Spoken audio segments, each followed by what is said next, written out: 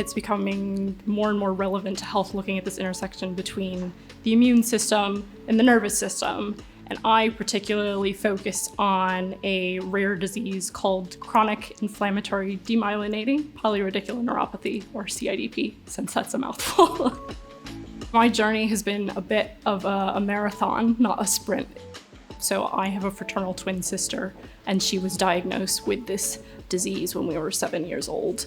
And if we think we know very little about it now, we knew even less back in the early 2000s.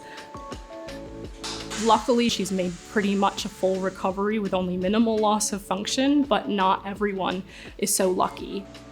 The NDCN, in particular at Oxford, focuses very heavily on autoimmune neurology. There's a great collection of people working in both the central and the peripheral nervous systems. So I can have a supervisor that focuses specifically on this disease, as well as a co-supervisor who works on something very similar, and we can combine the knowledge across different diseases to put our heads together and figure out what's going on here.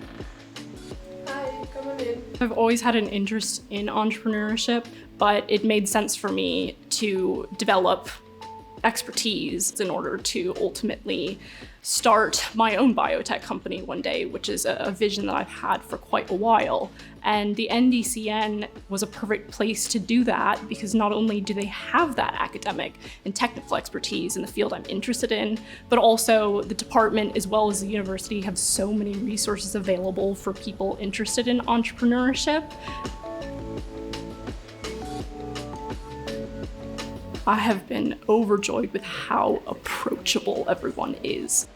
Everyone I meet is so incredibly down to earth, and I think this facilitates communication.